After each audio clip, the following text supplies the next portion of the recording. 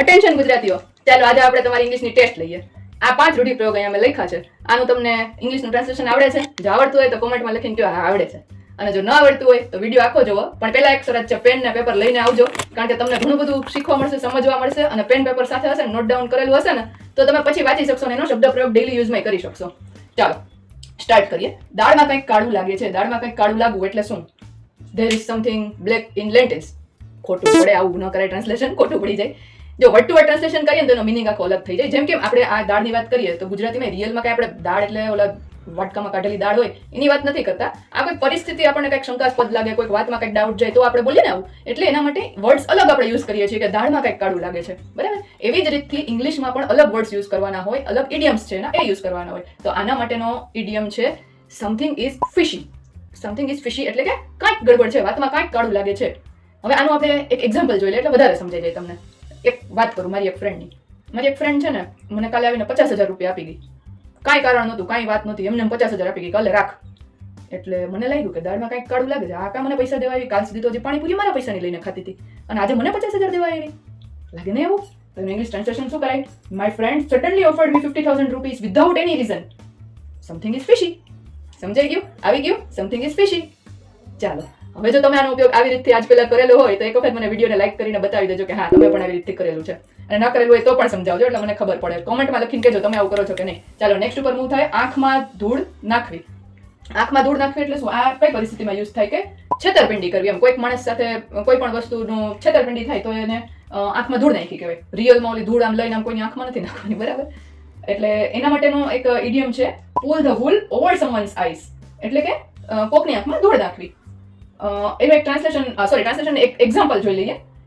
He pulled the wool over everyone's eyes. એટલે કે એક માણસ હતો, એ બધાની આંખમાં ધૂળ નાખી અને બધા દાગીના લૂંટીને વયો ગયો.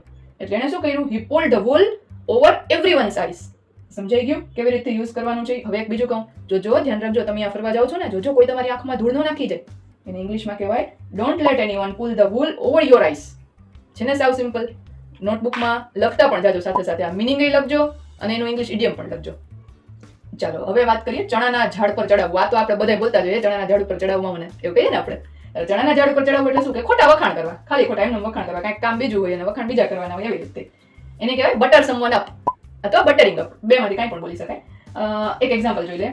તમારો ભાઈ છે અને તમને કે વાહ બેન તું તો આજે બહુ સરસ લાગે છે, દીદી આ ડ્રેસ તો તારા ઉપર બહુ સારો દેખાય છે. અને ત્યાં તો કહેશે દીદી તે કાનમાં તો બહુ સરસ ઝુમખા પહેર્યા છે. હવે રોજે રોજ બાજાબાજી હાલતી હોય અને એક દિવસ અચાનક વખાણ કરે તો ખબર તો પડી જાય કે કાંઈક તો ગડબડ છે આમાં. Something is fishy. ખબર પડી જાય ને કે આ ચણાના ઝાડ ઉપર ક્યાં ચડાવે છે, આ કામ મને બટર અપ કરે છે. તો આપણે એને કહી શકીએ કે why are you buttering me up? મને શું કામ બટર લગાડેસ? એટલે કહે કે સીધો પોઈન્ટ ઉપર આવ, કમ ટુ ધ પોઈન્ટ. એટલે કહે કે લાવ તારી ફ્રેન્ડનો નંબર જોઈ છે. આવી ગયો પોઈન્ટ ઉપર, એટલે બટર લગાડાતું હતું. સાવ સિમ્પલ છે, બરાબર ને. ચાલો બીજું એક એક્ઝામ્પલ જોઈ લઈએ. My brother is buttering up mom because he wants to go on trip. મારો ભાઈ મારા મમ્મીને એમ કહેતો હતો કે wow mummy you cook so well, તમારે બહુ મસ્ત રસોઈ કરો છો. એટલે ખાલી એમને જ કહેતો હતો, બાકી તો ખીચડીને ભાખરી એને કઈ ભાવતી નથી. પણ એ બટર લગાડતો હતો, બટર પોલિશ કરતો હતો, ચણાના ઝાડ ઉપર ચડાવતો હતો, બરાબર. કારણ કે એને ટ્રીપ ઉપર જવું હતું. આપણે કહીએ ને don't butter me up, just tell me what you want. તાર શું જોઈએ? ડાયરેક્ટ વાત કર, કમ ટુ ધ પોઈન્ટ, બરાબર. ચાલો નેક્સ્ટ ઉપર મૂવ થાય. નેક્સ્ટ ઉપર મૂવ થતા પહેલા જો આ ત્રણ તમે આજ પહેલા ક્યારેય સાંભળ્યા ન હોય, કાંઈક નવી વેલ્યુ તમને મળી હોય આ વિડીયોથી, તો વિડીયોને લાઈક કરી દેજો. હું ખાલી લાઈક એટલે આ અંગૂઠો માગું છું. એકલવ્યએ તો ગુરુ દક્ષિણામાં અંગૂઠો કાપીને આપી દીધો હતો, તમે ખાલી ઓલું લાઈકનો અંગૂઠો આપી દો એટલે ઘણું. ચાલો થેન્ક યુ. કાનમાં તેલ નાખીને બેસવું. કાનમાં તેલ નાખીને બેસવું એટલે શું? આપણે કોઈકની વાત સાંભળીએ નહીં ને, એક્ઝામ્પલ લઈ લઈએ ડાયરેક્ટ. આપણે આખો દિવસ મોબાઈલ કરતા હોય અને ઘરના આપણને કહે કે આ કાંઈ સાંભળતો જ નથી, આખો દિવસ મોબાઈલ લઈને બેસે છે, કાનમાં તેલ નાખીને બેઠો છે, એટલે કોઈનું કંઈ સાંભળતો નથી. મતલબ કે કોઈની વાતને સંપૂર્ણપણે અવગણે છે, વાત કોઈની સાંભળવી નહીં. એટલે કે ટર્ન અ ડેફ ઇયર.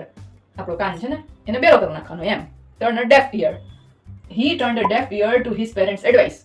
મા બાપ કેટલું બધું કહેતા હોય પણ કાંઈ નહીં, કાનમાં તેલ નાખી દીધું, પતી ગયું. પછી આપણે એક બીજું એક્ઝામ્પલ લઈએ. સગાઈ અને લગ્ન વચ્ચેનો ગોલ્ડન પીરિયડ છે. હવે થાય છે કેવું કે સગાઈ થઈ ગઈ છે પણ લગ્ન થતા પહેલા અમુક મનમાં એવી ડાઉટ જાય છે કે યાર અહીંયા મજા નથી આવતી, કાંઈક ગડબડ છે, આનો ને આપણો નેચર મેચ નથી થતો. પણ તોય આપણે આગળ વધે રાખીએ છીએ, આપણે આપણી ઇન્ટ્યુશનને ફોલો નથી કરતા અને મેરેજ કરી લઈએ. પછી શું થાય? ડિવોર્સ. એ જ થાય. હવે તકલીફ અહીંયા પડે કે આપણે શું કર્યું? આપણને સમથિંગ ઇઝ ફિશી તો ખબર પડી ગઈ હતી, પણ આપણે શું કર્યું? આપણે આપણા ઇયર્સને બેરા કરી નાખ્યા. એટલે કે we turn our ears deaf. We turn the deaf ear. એટલે કે કાંઈ આપણે અવગણના કરી નાખી તો હવે છેલ્લે જ થાય. પણ એને શું કહી શકાય? Don't turn a deaf ear to the warning science. Warning science મળતી હતી, એ આપણે ધ્યાન રાખી શકતા હતા પણ ન રાખ્યું. ઠીક છે, કાંઈ વાંધો નહીં. નેક્સ્ટ ઉપર આવીએ, આગમાં ઘી હોમવું. લગ્ન થઈ ગયા, પરિસ્થિતિઓ બનતી હોય, કોઈક વાર ઘરમાં ખરાબ બનતી હોય, હવે એની અંદર જો આપણે આર્ગ્યુમેન્ટ્સ કરીએ તો શું થાય? આગમાં ઘી હોમાઈ જાય. Don't add fuel to the fire by arguing. આગમાં ઘી હોમવું એટલે કે add fuel to the fire. હવે આનું સેન્ટેન્સ તો સમજાઈ ગયું કે આપણે આર્ગ્યુમેન્ટ્સ કરીએ તો શું થાય? આગમાં ઘી હોમાઈ જાય. જ્યારે ઝઘડો થતો હોય ને ત્યારે છે ને, જો બે જણા એકબીજાને એમ કહે ને કે તારો વાંક છે, અને હસબન્ડે એવું કહે અને વાઈફે એવું કહે કે ના મારો કાંઈ વાંક નહીં, તારો જ વાંક છે, જે છે એ બધું કરવા વાળો તો તું જ છો, અને વાઈફ એમ કહે કે તે કહ્યું. એકબીજાને સતત દોષ આપતા રહીએ તો વાત શું થાય? વધારે બગડી જાય. એને ઇંગ્લિશમાં કેમ કહેવાય? If you keep blaming each other you will only add fuel to the fire. એટલે કે આગમાં જ ઘી હોમાતું રહેશે, જિંદગી સુખમય જશે નહીં. તો એના માટે શું કરવાનું? આગમાં ઘી નહીં હોમવાનું. Don't add fuel to the fire. પણ હા, આ ચેનલને સબસ્ક્રાઇબ કરી લેવાની, કારણ કે આનાથી ઘણું જીવનમાં શીખવા મળશે.